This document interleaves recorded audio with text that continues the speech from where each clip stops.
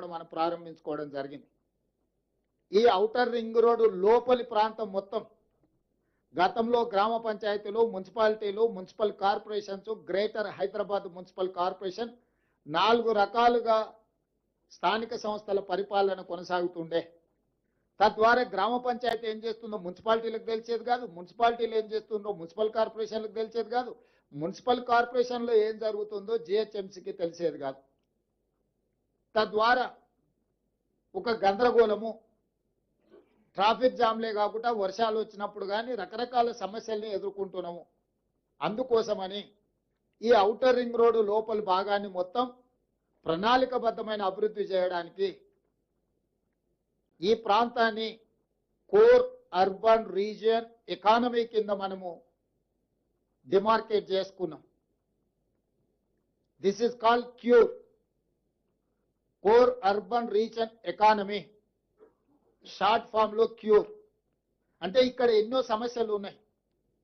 Industrial pollution ఉంది, మూసీ నది కాలుష్యం ఉంది, హైదరాబాద్ నగరంలో ఉన్న పురాతనమైన వాహనాల నుంచి మొదలు పెడితే డీజిల్ వల్ల, ఇతర పరిశ్రమల వల్ల పరిశ్రమల కాలుష్యం ఉంది, వాహనాల కాలుష్యం ఉంది, ఎన్నో రకాల పొల్యూషన్స్ ఉన్నాయి. వీటిని తగ్గించడము లేకుండా చేయడము, తద్వారా ఒక నెట్ జీరో సిటీ లాగా కాలుష్య రహిత నగరంగా మార్చాలి అని అంటే దీన్ని క్యూర్ చేయాల్సిందే. ఈరోజు ఢిల్లీ, ముంబై, చెన్నై, బెంగళూరు నగరాలను మనం చూస్తున్నాం. ఒక దగ్గర కాలుష్యం ఎక్కువ, ఒక దగ్గర వరదలు ఎక్కువ, ఇంకొక దగ్గర ట్రాఫిక్ ఎక్కువ, ఇంకొక దగ్గర శాంతి భద్రత లేకపోవడం, ఇట్లా రకరకాల సమస్యలతోనే ఆయా మెట్రోపాలిటన్ నగరాలు ఈరోజు ఒక క్రైసిస్ని ఎదుర్కొంటున్నాయి, ఒక సంక్షోభాన్ని ఎదుర్కొంటున్నాయి.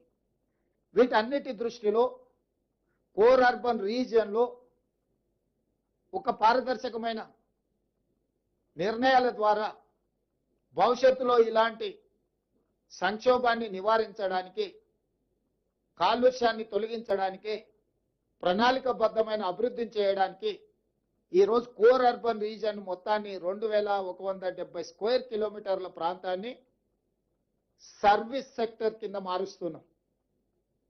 ఈ ప్రాంతంలో ఉండే జీసీసీలు కావచ్చు, ఐటీ కంపెనీలు కావచ్చు, ఇతర ప్రభుత్వ రంగ సంస్థలు కావచ్చు, ప్రైవేట్ రంగ సంస్థలు కావచ్చు, కాలుష్యాన్ని వెదజల్లే పరిశ్రమలన్నిటిని కూడా బయటికి తరలించడం ద్వారా, చెరువులను, కుంటలను, నాలాలను ప్రక్షాళన చేయడం ద్వారా అత్యధిక వర్షం వచ్చినప్పుడు రోడ్ల మీద, కాలనీలలో నీటి వరదల సమస్యల్ని తగ్గించడానికి ఈ కోర్ అర్బన్ రీజియన్ని ఒక యూనిట్గా ట్రీట్ చేస్తున్నాం. దీంట్లో అభివృద్ధిలో భాగంగా మెట్రో రైలు విస్తరణ కావచ్చు, మూసీ రివర్ డెవలప్మెంట్ కావచ్చు, ఫ్లైఓవర్స్ కావచ్చు, రోడ్ల విస్తరణ కావచ్చు, కాలుష్య పరిశ్రమలను తొలగించడం కావచ్చు, ఇట్లా అన్ని రకాల అంశాలను ఆ కోర్ అర్బన్ రీజియన్ ఎకానమీలో అభివృద్ధిలో భాగంగా అక్కడ డిఫైన్ చేసి కోర్ అర్బన్ రీజియన్ని మనము ఈరోజు ఒక ప్రణాళిక తయారు చేస్తున్నాం. అదేవిధంగా outer ring road out side కొత్తగా ఇప్పుడు రీజనల్ రింగ్ రోడ్ రాబోతుంది. సూత్రప్రాయంగా కేంద్ర ప్రభుత్వం ఆమోదించింది. రీజనల్ రింగ్ రోడ్డును మనం ఈరోజు ప్రకటించుకున్నాము.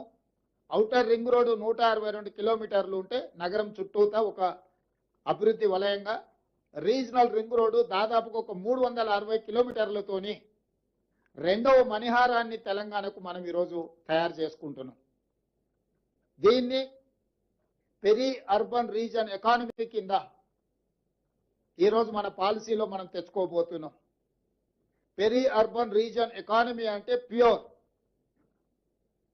ఈ ప్రాంతంలో మ్యానుఫ్యాక్చరింగ్ జోన్, ఈ ప్రాంతంలో భారత్ ఫ్యూచర్ సిటీ ఉండొచ్చు, చందన్వెల్లి, సీతారాంపూర్ ఫార్మా కంపెనీల ఐటీ సెజ్లు ఉండొచ్చు, రేడియల్ రోడ్స్ ఉండొచ్చు, మెట్రో విస్తరణ ఉండొచ్చు, ఇతర రాష్ట్రాల నుంచి, ఇతర దేశాల నుంచి రావడానికి అవసరమైన ప్రణాళికల్ని ఈరోజు ఈ పెరి అర్బన్ రీజియన్ ఎకానమీలో భాగస్వామ్యం చేస్తున్నాము.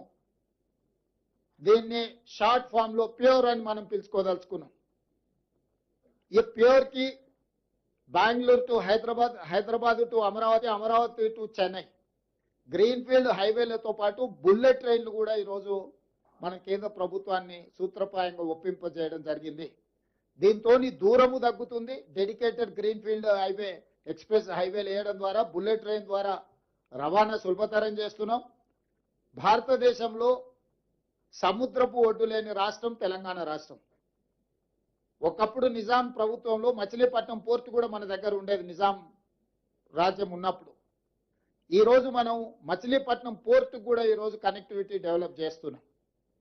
తద్వారా ఈ మ్యానుఫ్యాక్చరింగ్ జోన్లో సొంత దేశాలే కాకుండా విదేశాల నుంచి కూడా పెట్టుబడులను ఆకర్షించడం ద్వారా ఈరోజు అభివృద్ధి ప్రణాళికలు సిద్ధం చేస్తున్నాము. ఇవాళ తెలంగాణ